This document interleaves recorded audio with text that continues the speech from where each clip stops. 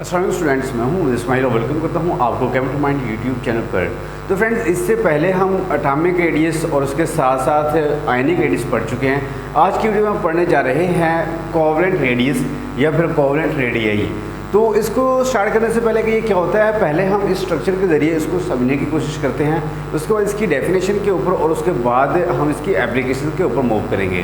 तो ये पहले आपको बताते चलूँ कि ये एक बहुत ही इंपॉर्टेंट टॉपिक है और अगर आप इसको समझ पाते हैं तो इसके बाद इसको पढ़ने के बाद आपके बहुत सारे टॉपिक्स आसानी से क्लियर हो जाते हैं और ये बहुत ही एक फंडामेंटल टॉपिक है जो कि आपको नेक्स्ट लाजमी तौर पर हेल्पिंग होगा।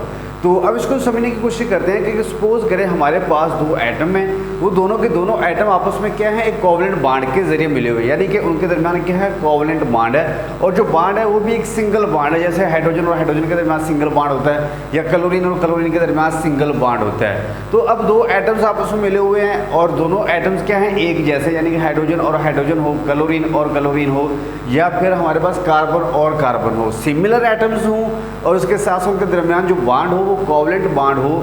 तो उसके बाद क्या करें कि हम उन दोनों के जो सेंटर्स हैं, यानी कि दोनों के न्यूक्लियसेस हैं, वहाँ तक का फासला मेजर करें तो उसको हम बॉन्ड लेंथ कहते हैं। कि एक एटम के न्यूक्लियस से लेकर दूसरे एटम के न्यूक्लियस तक का जो डिस्टेंस होता है उसको बॉन्ड लेंथ कहते हैं। अब हम क्या करें कि ये जो हमारे पास बॉन्ड लेंथ आ रही है इसको हाफ कर लें, बॉन्ड लेंथ को 2 के ऊपर डिवाइड कर दें, उसका हाफ कर लें, तो वो जो हाफ आएगा वो एक एटम के सेंटर से उसके न्यूक्लियस से लेकर उसकी बाउंड्री तक का डिस्टेंस होगा। तो इस डिस्टेंस को हम कोवेलेंट रेडियाई बोलते हैं। ठीक है, सपोज करें हमारे पास पहले एग्जांपल्स की बात कर लेते हैं, बाद में इसकी डेफिनेशन के ऊपर आएंगे कि अगर हमारे पास ये जो बॉन्डेड एटम्स हैं ये दोनों, अगर इनके दरमियान जो डिस्टेंस हो वो 75.4 पिकोमीटर हो, तो अब एक अकेले हाइड्रोजन का कितना होगा कोवेलेंट रेडियस, तो इसको हम 2 पर डिवाइड करेंगे और ये हमारे पास आ जाएगा 37.7 पिकोमीटर। इसका मतलब है कि जो हमारे पास एक हाइड्रोजन एटम है उसके सेंटर से लेकर उसके जो आउटर मोस्ट शेल है वहाँ तक का जो डिस्टेंस है वो कितना है, 37.7 पिकोमीटर। ठीक है, अब सपोज करते हैं कि ये जो हमारे एटम्स हैं दो मिले हुए, ये हाइड्रोजन नहीं है बल्कि क्लोरीन है। तो जब एक क्लोरीन के न्यूक्लियस का दूसरे क्लोरीन के न्यूक्लियस तक का जो डिस्टेंस अगर मेजर करेंगे तो होता है हमारे पास 198.8 पिकोमीटर।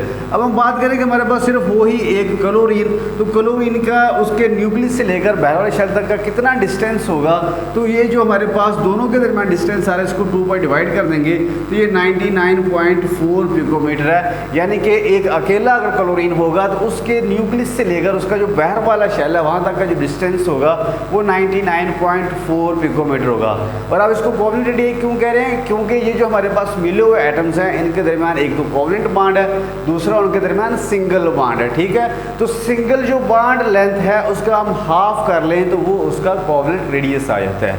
अब इसके हम डेफिनेशन की बात करते हैं, तो डेफिनेशन ये है कि covalent radius of an element is half of single bond length है।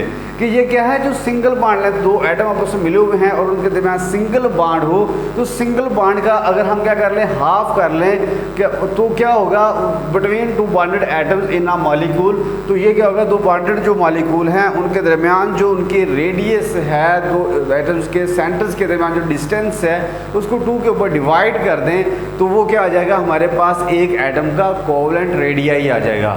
ठीक है, आई होप आप इसको अंडरस्टैंड कर चुके हैं। अब इसकी बात करते हैं एप्लीकेशन की, कि ये जो हम आज टॉपिक पढ़ रहे हैं इसकी एप्लीकेशन क्या है। तो इसकी एप्लीकेशन में ये आ जाएगा कि हम क्या कर सकते हैं, with the help of covalent radii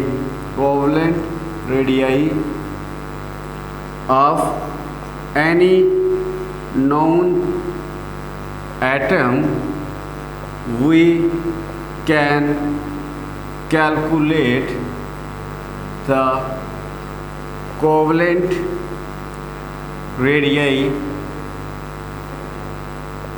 of any unknown atom। कि अगर हमें क्या हो, किसी एक एटम के कोवेलेंट रेडियाई का पता हो तो हम उसकी हेल्प से किसी ऐसे एलिमेंट जिसके हमें कोवेलेंट रेडियाई का कुछ पता नहीं उसका कोवेलेंट रेडियस निकाल सकते हैं। जैसे यहाँ पर हमारे पास एग्जांपल है कि अगर हमारे पास एक कार्बन मिला हो और क्लोरीन मिला हो, ठीक है, कार्बन क्लोरीन ये बॉन्ड है, तो अब हम क्या करना चाहते हैं, हम जो क्लोरीन है उसकी तो हमारे पास जो कोवलेंट रेडियस है ऊपर नोन है कि कितना 99.4। अब हम इसकी हेल्प से क्या करना चाहते हैं, कार्बन का जो रेडियस है या कार्बन का कोवलेंट रेडियस है वो निकालना चाहते हैं। तो हम क्या करेंगे, इसको आसानी से कैलकुलेट कर सकते हैं। अब कैसे, तो उसका सिंपल सा मेथड ये है कि हम क्या करेंगे, सबसे पहले जो कार्बन और इसके साथ साथ जो क्लोरीन है इनके दरमियान जो बॉन्ड लेंथ है उसको मेजर करेंगे, जो कि हमारे पास 176.7 है। यानी कि यहाँ से लेकर जहाँ तक का जो डिस्टेंस है वो 176.7 पिकोमीटर है। और हम चाहते हैं कि कार्बन का जो हमने फाइंड करना है बॉन्ड, उसका जो कोवलेंट रेडियस है उसको, तो वो कैसे करेंगे, 176 में से जितना ये क्लोरीन का है, ये कितना है हमारे पास 99.4 पिकोमीटर है, इसको हम माइनस कर देंगे तो ये हमें मिल जाएगा, जो नया इससे आंसर मिलेगा वो होगा हमारे पास कोवलेंट रेडियस ऑफ कार्बन। और ये कितना आ जाएगा, इसको जब माइनस करेंगे तो ये 77.3 पिकोमीटर आ जाएगा, जिसका मतलब है कि जो कार्बन का कोवलेंट रेडियस है, यानी कि एक कार्बन किसी दूसरे कार्बन के साथ मिला हुआ हो तो जो कार्बन का कोवलेंट रेडियस होगा उसकी जो डिस्टेंस होगा या जो वैल्यू होगी वो 77.3 पिकोमीटर।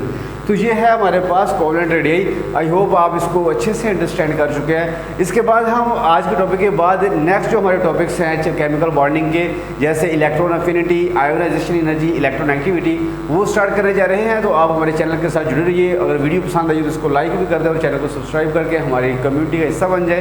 इंशाल्लाह नेक्स्ट वीडियो में बात होती है, तब तक इजाज़त दीजिए। अल्लाह हाफिज़।